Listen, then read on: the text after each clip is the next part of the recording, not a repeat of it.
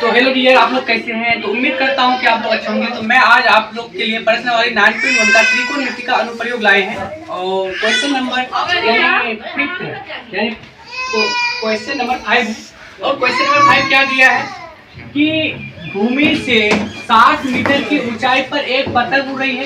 यानी क्या भूमि, इसको हम लोग मान लेते, क्या मान लेते, इसको भूमि मान लेते। क्या इसको मान लिए? भूमि मान लिए। यानी ये क्या है? भूमि है। और क्या है कि भूमि से 60 मीटर की ऊंचाई पर एक पतंग उड़ रही है। कितना मीटर की ऊंचाई पर? 60 मीटर की ऊंचाई पर एक पतंग उड़ रही है। तो यानी देखो, यहाँ पतंग यहाँ उड़ रहा है। पतंग कहाँ उड़ रहा है? भूमि से। तो ऊपर उठेगा तो उड़ेगा तो पतंग लगभग भूमि से कितना मीटर की ऊंचाई पर उड़ रहा है?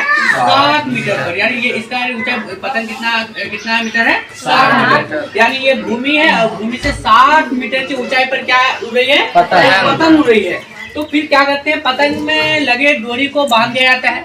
यानी क्या करते हैं, पतंग की डोरी को, यानी यहाँ कोई एक लड़का है, यहाँ क्या है, यहाँ कोई एक क्या है, लड़का है, समझे? यहाँ कोई एक लड़का है, यहाँ कोई एक लड़का है और पतंग को क्या करा रहा है?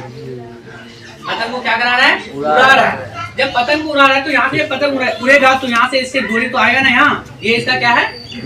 डोरी है। ये इसका क्या है? डोरी। यानी ये डोरी को यहाँ क्या कर लिया? यानी क्या किया, यहाँ जब पतंग यहाँ से उड़ा रहा है तो पतंग यहाँ आया, फिर क्या किया, उसको भूमि से इसको क्या कर दिया, डोरी को इसको बांध दिया। क्या है? बांध दिया। तो इसको हम लोग देखो बच्चों, इसको मान लेते हैं, क्या ए मान लेंगे, इसको मान लेंगे बी और इसको क्या मान लेंगे बच्चों? सी मान लेंगे। क्या यानी बी सी एक भूमि है, बी सी क्या भूमि के आधार है। यानी बी बिंदु से 60 मीटर की ऊंचाई पर क्या एक पतंग उड़ी है। एक लड़का आया है, लड़का पतंग को क्या कर रहा है? उड़ा रहा है। तो क्या बोला है कि 60 मीटर की ऊंचाई पर जब वो जाएगा तो उसको क्या करेंगे हम लोग? भूमि से क्या करेंगे, उसको एक खूंटा से बांध देंगे। तो एक ये इसका ये डोरी होगा। तो हम लोग को इसी डोरी का लंबाई क्या करना है? किसका? यानी क्या करना है, इसी डोरी का क्या करना है? लंबाई। क्या कि ये डोरी की ऊंचाई यानी लंबाई क्या था, ये डोरी की लंबाई क्या था, कितना मीटर था। तो आज हम लोग उसी को ज्ञात करेंगे। तो जब उसको हम लोग ज्ञात करेंगे तो हम लोग को सबसे पहले देखो बच्चों क्या मालूम है कि हम लोग को इसमें क्या, हम लोग को इस पर का एक क्या प्राप्त हुआ है? एक समकोण त्रिभुज प्राप्त हुआ है। क्या प्राप्त हुआ है? समकोण त्रिभुज प्राप्त हुआ है। तो भूमि से इतना मीटर की ऊंचाई पर एक पतंग उड़ी है।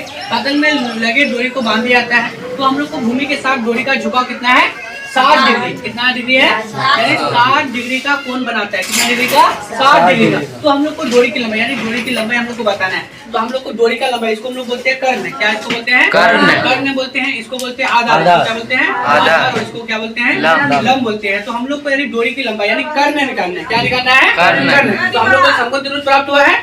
समकोण त्रिभुज क्या प्राप्त हुआ है? हल में हम लोग, क्योंकि हम लोग इतना ये नहीं लिखेंगे, समझे? हम लोग शॉर्ट में ही बना देते हैं। क्या